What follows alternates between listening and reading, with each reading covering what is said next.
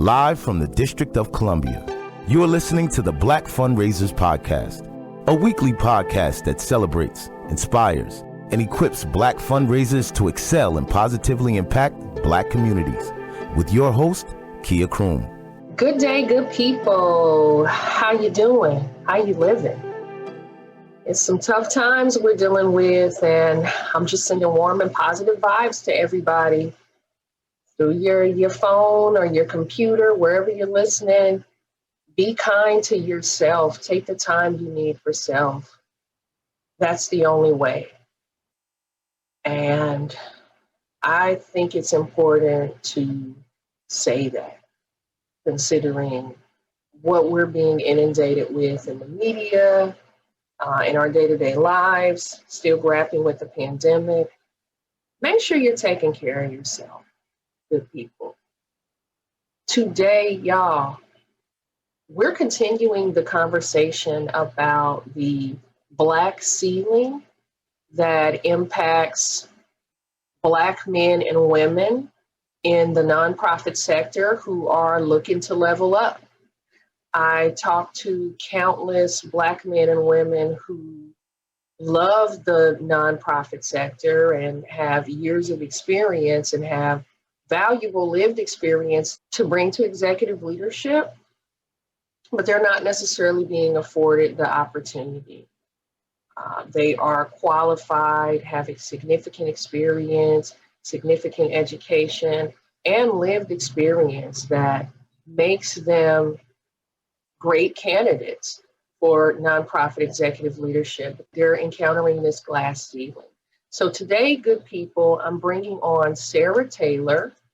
She is the founding president and CEO of Positive Steps and managing director of Taylor Jones Event Management Services. She is employed as a full-time training specialist and community liaison in Western New York in the Rochester area, where she focuses on social justice, diversity, equity, and inclusion initiatives.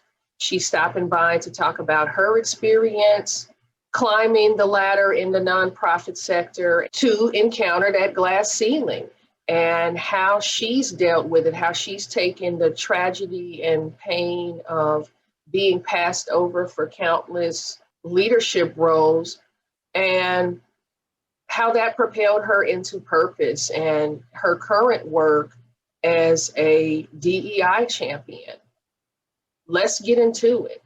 We're on Sara Taylor. Welcome to the Black Fundraisers Podcast. How are you? I am so excited and thank you, Kia. Thank you for this opportunity. I'm excited to be in this space and the amazing things that you're doing on in this and globally. I can't just say regionally, I have to say globally. So thank you for this opportunity.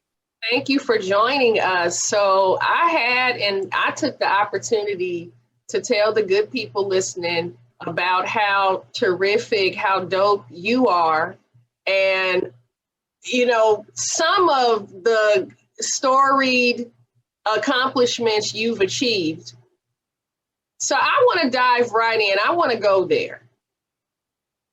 You wrote an article in 2018, and it really blessed me. Even in 2021, I came across this article and it blessed me because the subject of Blacks and the lack of Black representation we see in the nonprofit C-suite, you know, I'm very passionate about that issue. So I came across your article entitled, "The Black Ceiling Exists for African-American Women Seeking Nonprofit Leadership Roles." And that article was published by the Rochester Democrat and even syndicated by USA Today. And I'm telling you, it was a whole word. I agreed and nodded my head the whole time I read it. Talk to us about that Black ceiling and your personal experience with it. Absolutely. Thank you so much. Writing that op-ed changed my life. And you know, my journey, my motto is my no gets women behind me or besides me a yes. My purpose is well served. So just to share a little bit about coming up to that story and that journey. I started my career, looking at my personal journey as a teen mother, being raised in a small town outside of Pittsburgh, already living in a household of poverty, but at that time, not knowing we were poor. And knowing that I wanted better for myself and my son, I moved to upstate New York. And throughout my first 2 years there, I knew right away that I had to go to college. I wasn't thinking about college. So as I began to develop my career journey, I wanted to be a journalist originally, but knew that I didn't have strong writing skills. And so I began to work at a hospital in food service and would pass trays and going up to the geriatric floor and smiling.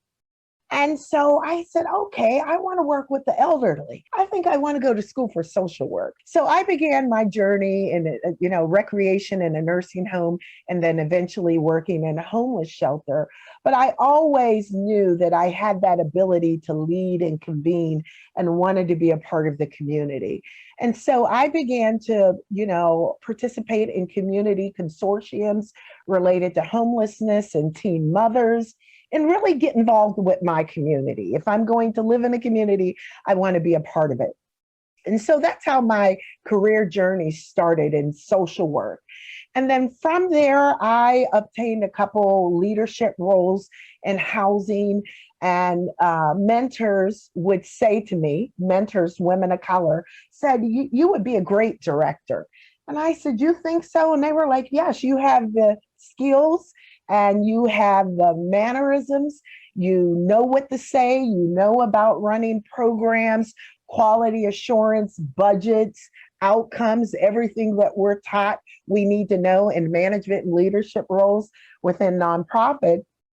And so someone gave me an opportunity. It was a woman of color that said, I want you to be a director. I want you to mentor under me, and really gave me that opportunity. And from there, my career took off.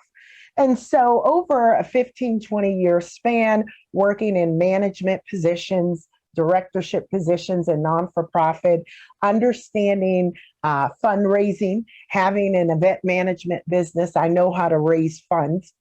I thought in 2016, 17, you know what? It's your turn. You can do this. Everyone respects you in this community. You know the community needs, you know the data, you know what some of the solutions are to some of our social issues. And so I began my journey applying for CEO roles, but I knew, looking at our local nonprofits, that there were not a lot of nonprofit CEOs and executive directors. So I knew my journey had to look different in a sense of hiring an executive coach, getting mentors, both male, female, Black, white, Latinx, just wanting to have that mentorship, which is critical. Getting high level recommendations from key leaders in the community. And I also convened 2 high-level mock interviews, brought together a board makeup, deans, attorneys, marketing executive, research. I took them all out to dinner and they gave me a mock interview. Highly prepared for this journey, for this interview, putting together PowerPoints, presentations, responding to the questions, and I got a no.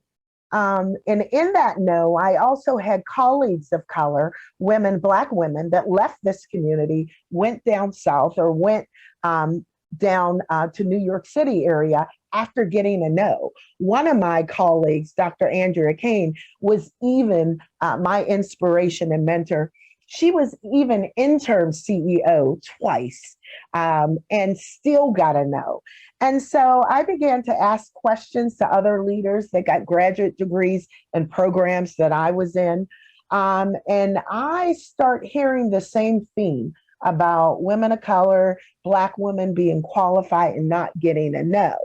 And what made this very, very alarming to me is when I look at who nonprofits were serving. When you have nonprofits serving 70, 80% of families and children of color, but they lack that leadership, we got an issue.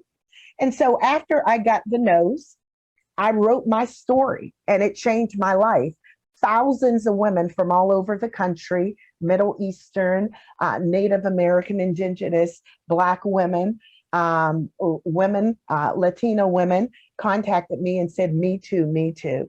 And that's when our movement was birthed, the Women of Color movement. And that's when I began to aggressively walk in this space of equity and looking at statistics and some of the reports from the Building Movement Project and partnering with them, bringing, at that time, Miss Bayou was there and brought her into Rochester for a couple equity events and spaces as we talked about women of color and leaders, Black leaders in the space of nonprofit. So that's how my journey began.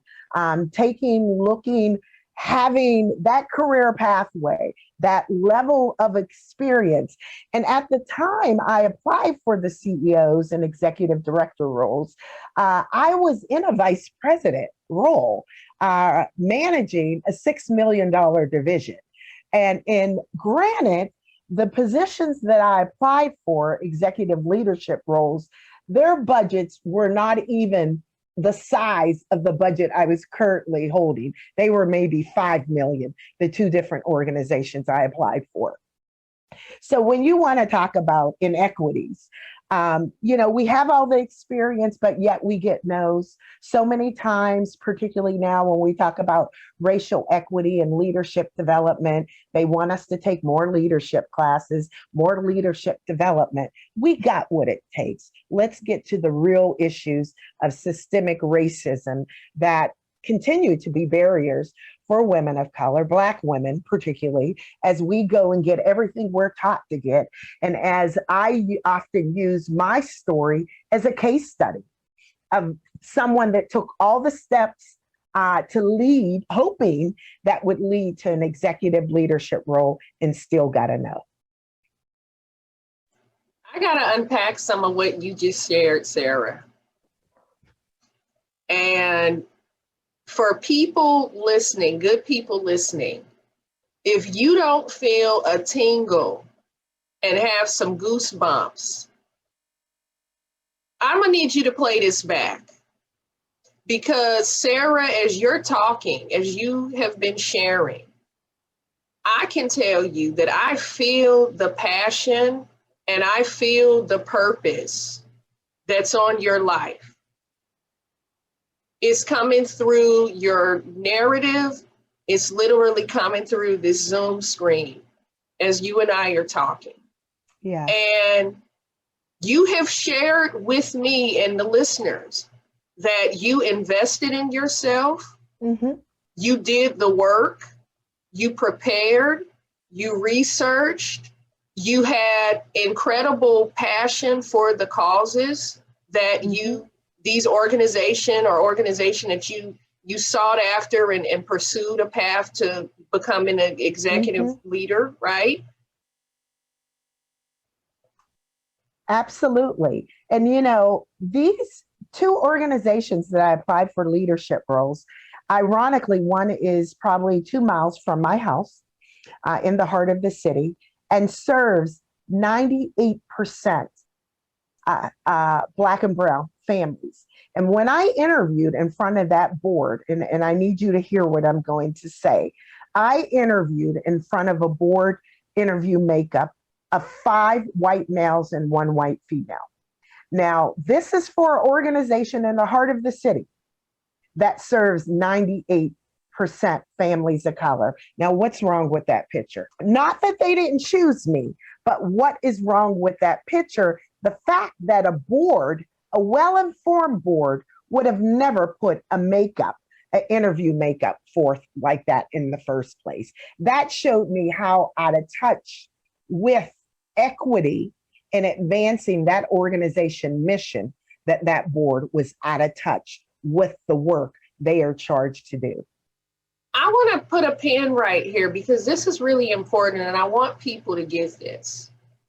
Your story, that board, the lack of diversity, and we're talking about a lack of diversity, not just in Black representation within that organization, that leadership, right? We're talking about diversity of thought. We're talking about diversity and lived experience. Because when you go to work, just like I go to work, we bring that with us. We're talking about loss all around the board and being aloof of the community you serve, which is a real issue. And when you and I talked some time ago, I think I shared with you an experience that I had when I moved to the DMV area. I went to a bidders conference. I won't name the organization. This is a grantor. Went to this bidder conference.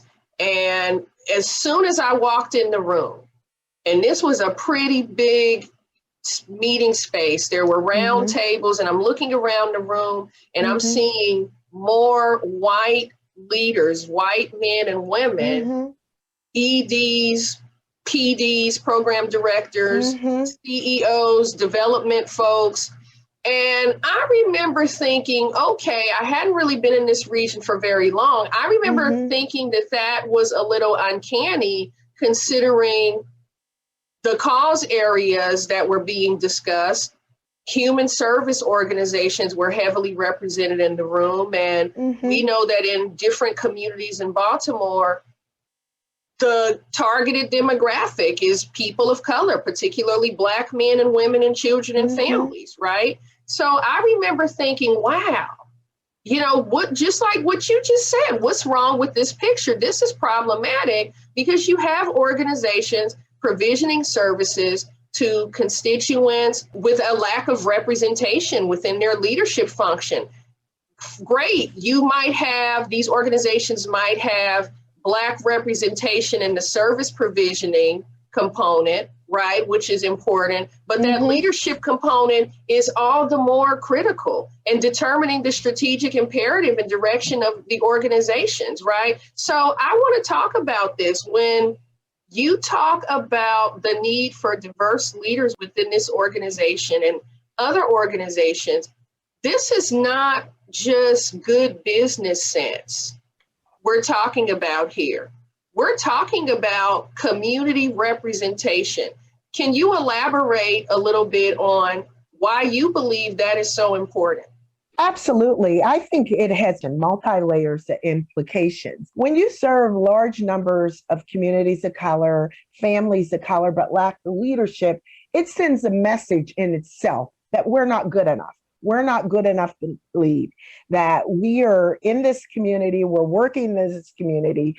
You see direct service providers, front-end social workers, but not good enough. That sends a message in itself. We know that many of our families, that serve children and families living in poverty, they need to see us serving in leadership roles. When we talk about morale and self-esteem and shaping identity, they need to be able to identify and to know that you understand what they're going through. It shapes self-esteem, self-worth, and it also could build a bridge of trust. We want to talk about outcomes. And, right now we know there's a heightened level of distrust in our nation, ramping through our communities for a number of different reasons. And so it's critically important that funders and stakeholders get it. How important it is not to check these boxes, but if you really want to fund BIPOC organizations, that you understand the implications that it has on a number of different levels. You want to talk about strategy. You want to talk about community impact. Well, you need people from that community that we have not been given an opportunity to solve some of the issues, address some of the issues in our own communities. We have people coming from outside of our communities. When you hear all the statistics now, when you hear people talk about police-community relationships, law enforcement, they don't even live in the communities. And I think that goes as far as nonprofits too. And nonprofit service delivery, wanting to engage stakeholders and leaders from that community that really know What's going on the ground? What is really going on in the neighborhoods is critically important. And we need to understand that it has a multi-layer impact. We want to talk about outcomes. For me, it's not even an outcome. It's about saving lives at this point. I agree. And that representation, like you say, is important for a myriad of reasons. That self-efficacy is key, whether we're talking about the elementary school student that's going to an after-school program for out-of-school time learning, or the woman or male, Black woman, Black man that's returning from having been incarcerated and putting the pieces back together. That self-efficacy is very, very rich. The ability to look and see yourself in this agency, in this environment, and be affirmed. Absolutely. Very, very important. And I know that we can count on you to keep hitting the drum and lauding this message, as well as myself and others. And I'm really grateful for that, because this is a real serious matter and this has to change. And I want to go back to something you shared in the article. And I'm going to quote you here. You stated that current leaders of local nonprofits are the ones who can take a stand for racial equality. What can and should leaders be doing to shatter this black ceiling? Absolutely. If you want my frank answer, I think I could basically say they need to move out of the way. When we look at who's leading the majority of our nonprofits, they don't often look like you or I.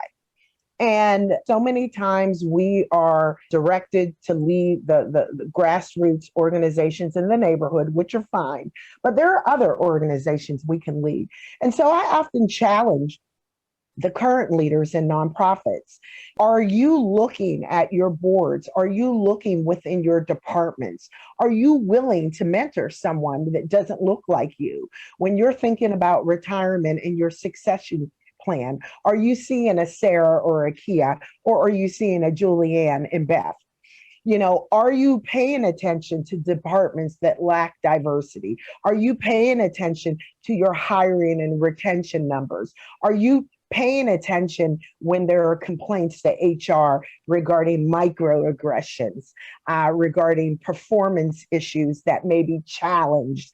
Are you paying attention of that diverse manager, that Black manager that has so much potential that may need you as a mentor or a sponsor? So leaders of our current nonprofits have a critical role right now to change the trajectory of the direction at our nonprofit, our scope of nonprofit leadership. They have to be willing to say, you know what, maybe I need to take a back seat. And, you know, it's very interesting. I met someone from Syracuse the other day on one of our planning calls from a domestic violence organization. And she is the COO, a Black woman who's being groomed to be the succession plan. And her CEO got backlash in the community, who's a white woman who spoke up regarding this issue and how she was taking a cut in her salary to begin to groom this woman of color, this Black woman, to be her succession plan, and the backlash that she got from her donors and community leaders for speaking up about inequity across nonprofits. So we need particularly white women and white men that are in leadership roles in current nonprofits to speak up and not be a hidden bystander, be an ally, an undercover ally, as I often say, but to really speak up and take action by what you do in your own internal organization to diversify it from the top down. You have a role, executive directors. You have a critical role right now. Yeah, because there are some really systemic issues that these leaders have to look in the face and become really adamant about creating that inclusive work environment, diverse and inclusive. And you're absolutely right. It necessitates looking at those things that you enumerated. How are you responding to the microaggressions? Because part of this isn't just about putting a warm body in a seat. You want to not only recruit diverse leaders, you want to retain them, right? And create an environment in which they can thrive and are supported. So this is really, really key. I want to speak to what I think is a really beautiful story, a really beautiful part of your journey. You alluded to this in your article. You stated that you weren't successful in securing that executive leadership role in Rochester. And before I continue, I want to just point out the dangers of something like that. The fact that here you are, a Black woman living in a community. It's a community that you love, that you're celebrated, that you know the constituents that live there, right? Like I would venture the back of your hand. And you have the ability to make inroads with that community in a way that I would argue that white executive director or CEO cannot, because you have what's called, that street cred. And I don't care if people, turn their nose up or their lip up. But yeah, when you get somebody like a Kia or a Sarah, you're getting a highly educated, astute, qualified, all of that. But you're also getting a person that navigates that community because you're from that community, right? And those community members will trust and open up to you and I in ways that they aren't necessarily comfortable and trusting enough of non-minority leaders, particularly white leadership, to do that, right? Our community, we do have a bone to pick. We've had numerous examples where we've had egg on our face, where we've trusted folks to impart services and resources, and we learned that they didn't necessarily have our best interests. So yeah, there is some distrust, and rightly so, right? I want to talk about the fact that with you not securing a role in your community, the implications of that. Communities are losing good people, because if you work and live in Rochester and want to be an executive director in that community and you're not afforded that opportunity, you're going to take your talent and go elsewhere, right? Like I took my talent from Richmond, California, and brought it to the nation's capital, right? And that was ordained by God, and I believe those steps were ordered. But it's just the reality of the situation. Organizations are losing good people. Communities are losing good people, highly qualified talent for this reason. And that's problematic. And I want to step back and see what your reaction is to that.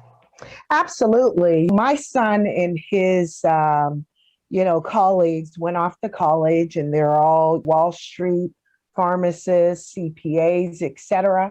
And they often chuckle and say, we'd never come back to Rochester. When you live in a community that is rooted in systemic racism, we're hearing a lot about segregation and housing and redlining. It's pretty frustrating. We want talent to come back home. They go off to college. You want them to come back home. And unfortunately, our communities are young people that are going off to college, and not just young people. Many of my colleagues are moving down south, that are moving elsewhere for opportunities. And these are communities that they were raised in. They know the communities. They're trusted in the communities. So if communities don't wake up, because, there is not that level of investment and authenticity to bring about change, to improve outcomes when you're not from this community.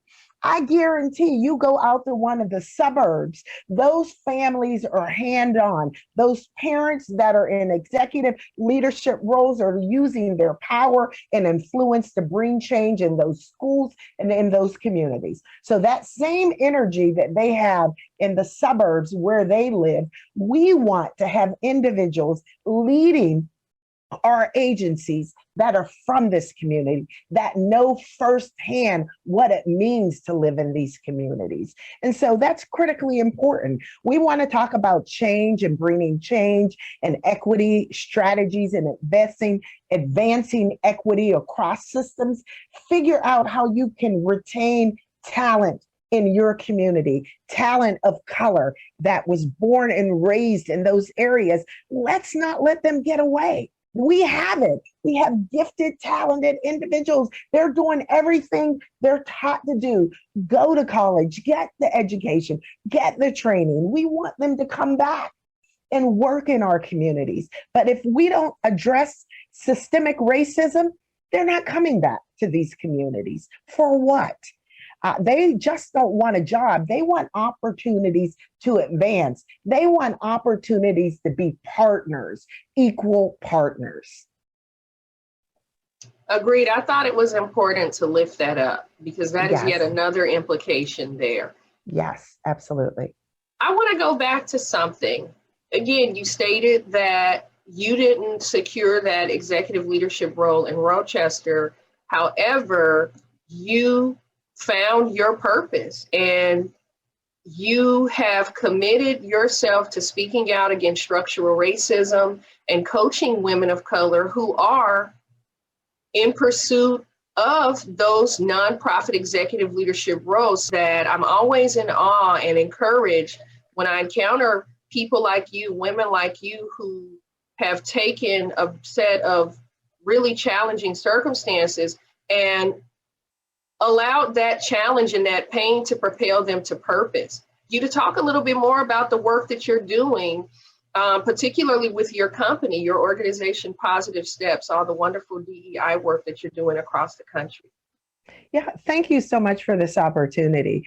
Positive Steps was birthed many years ago around event management. I went to conferences all over New York State and the country, and I would say there's something wrong with these health and human service conferences because they have no diversity. And so I would go back to the conference organizers and say, wait a minute, you can't find any social workers of color? I can find them for you.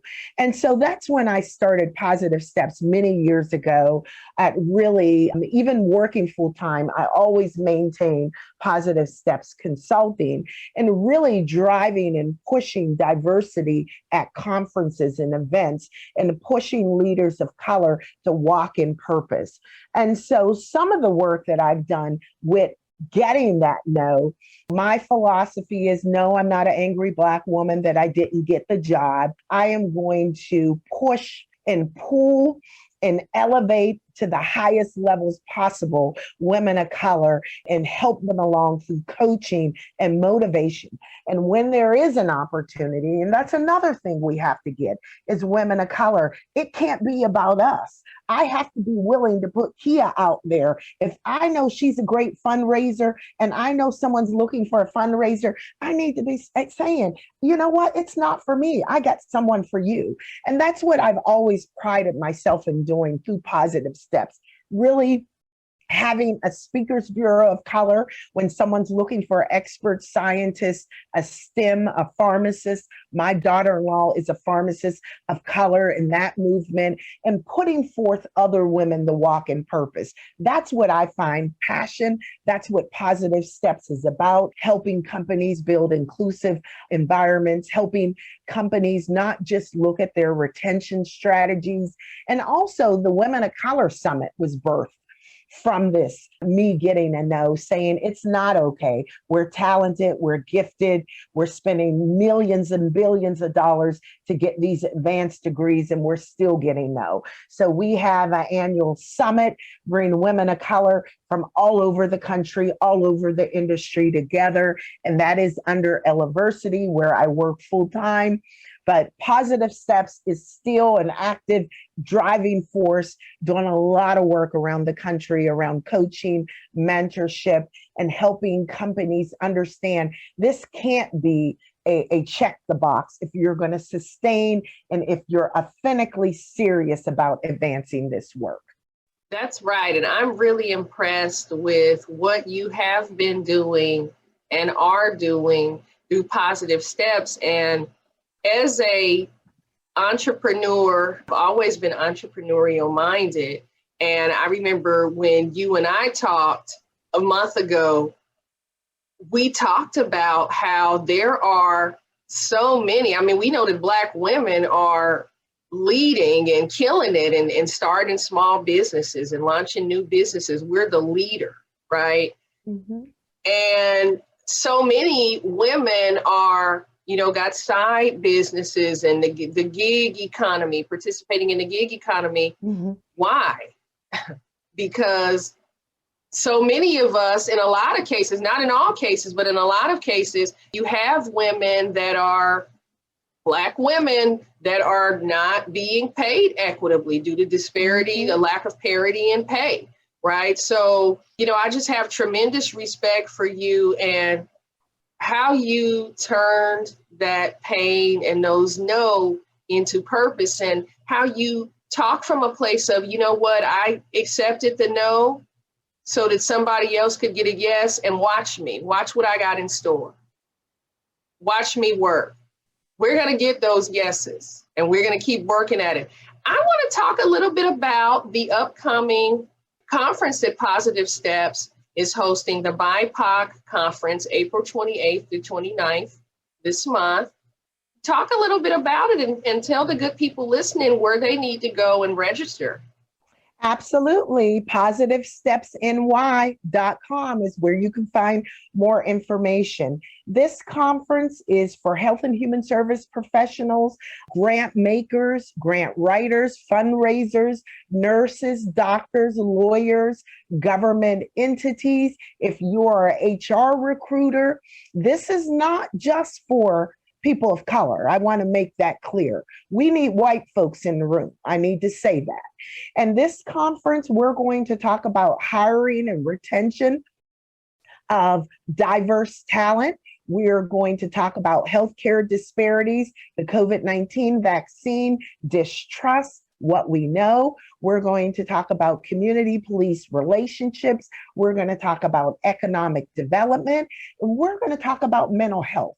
Mental health as it relates to communities of color. We are reliving what we're seeing on TV. We know what happened in Minnesota last week. We know this is real, and our communities are experiencing levels of trauma on top of trauma. And so we're really going to hammer on mental health and the stigma in communities of color, the disparities, having community mental health centers that lack diversity, but yet serve large communities of color. We're going to talk about, everyone's talking about human-centered design. We're going to talk about elevating the voice of parents with lived experiences, program participants, consumers with lived experience, re-entry. Corporate responsibility. What role does corporate responsibility have in this social justice movement? We're going to talk about men and re-entry and an array of topics. Every industry, every level of staffing can experience some learning and some takeaways from this very cost-effective conference that we are also offering CEUs. We're offering CEUs for social workers and counselors, and we are pending CEUs for HR professionals. So I hope you will come. It's a virtual experience, high quality presenters and keynotes and speakers. And we are so happy to have yours truly, Kia, joining us for a Equity in Action, Philanthropy and Grant Making Executive session on the 29th. So we're excited about putting forth this conference with talent of color, talent, executive leaders, keynotes of color for a high quality. We need to take action. We can't just be talking about change and strategy. We need to be taking these words and put them into action. So that's what this conference is all about. I love it. And I'm super excited to participate. I'm super excited and appreciate you for presenting that opportunity for me to take part in that roundtable. I am incredibly passionate about racial justice in philanthropy and uplifting BIPOC, particularly Black-led organizations, because coming from where I come from, I used to have some shame around my story and the lived experience that I had with poverty growing up. And in coming to terms with that, I don't carry that shame anymore. I acknowledge that had it not been for community service programs, there are days that my family, my sister and I, in our single parent household, would not have eaten.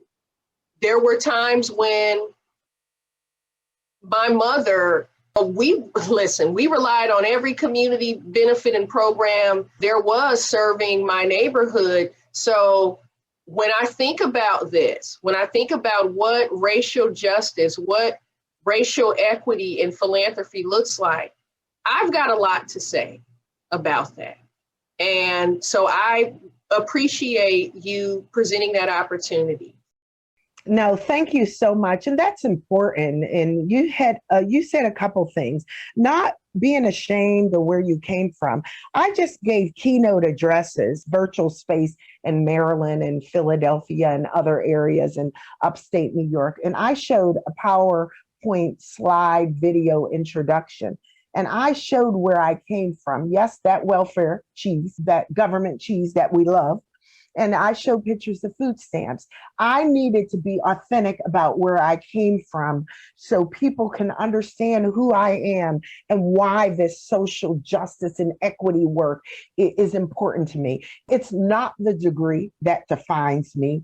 It's not the amount of money that I make that defines me. How I grew up in my history of who I am is so important part of this journey, and we can't forget it, and we have to be willing to help someone out. And so it's so important that when we have a seat of influence, that we use that platform or whatever that influence is to help someone else out. It's so important, Black women, we can't forget it. I cannot be selfish with this gift because I'm on an assignment. I am on a greater assignment that doesn't belong to me. And so I want to live and walk in purpose with everything that is said and done with this journey on earth. That's beautiful. If I had my tambourine, I'd hit it a couple of times on that one. I'm telling you, the God's honest. And I believe that, and I'm so encouraged by your story. I'm going to pivot to the bonus question portion of the discussion. We get a little personal. You ready? Okay, I'm ready. All right. I want to know, what are you doing for self-care these days amid all the crazy that's going on? I think for me, being a woman of faith, a preacher, evangelist, however terms it's used out there, understanding that there's a greater call on my life, prayer, meditation, and reading the word, of course. I have a treadmill downstairs, but I don't go down there enough. And walking and being very self-aware. And I think for me, self-care may look different for everyone. And I think for me, just taking space in the morning of not doing anything, but just sitting there and laying and thinking and being thankful for just waking up. I think just taking that space of quietness, not to do anything else, but just to take a space and sit there, look there. You want to twiddle your finger. You want to get a stress ball. You want to get whatever it may be. I think for me, taking that space to just breathe and reflect. If it's going out on my porch and saying, wow, that's it for me. And I also believe in taking vacations. It's not always possible now. Thrive on being able to be with my family. But to answer your question specifically, I think for me, worship music, reading the word and meditation and affirmations have gotten me through some challenging times in my life, and particularly this past year. Yeah, very important. Getting that time in. That is very important. And I had to learn in the midst of the pandemic that being out of church, I had to come to grips with what that really meant for me in the way of worship, and spending that time and creating that sanctuary in my house, right? And just really spending that time with God. So I concur and appreciate that. What words of encouragement do you have for aspiring Black nonprofit leaders and founders? If I can share one of my quotes and mottos that's on my website, I believe that personal, professional, and spiritual development is a lifelong process. Things are not going to happen overnight. You got to be patient. It is a lifelong process. It's not going to happen overnight. Be patient. Keep your eyes and focus on purpose and things that you're passionate about. You can't get caught up into power, politics, prestigiousness, pay, popularity. Stay focused on purpose. You have to recognize that there is a purpose for you. You were called specifically for something, and we go through different seasons in our life. So right now, I'm going through a season with a child navigating the mental health system. And now my advocacy is working with BIPOC families around mental health advocacy, and that's okay. And there's different seasons in recognizing and being in tune, in sync with that season that you're in. Maybe the season is not for you to be a leader, but to learn and build everything you need to do to be ready when you get in that space. So a lot of self-reflection and a lot of self-awareness on your capacity. As you said, many of us have 2 or 3 jobs and gigs and consulting works, but really recognizing your capacity at this space is really, really important. And be patient with yourself and not so hard on yourself along this journey. How can our listeners connect with you?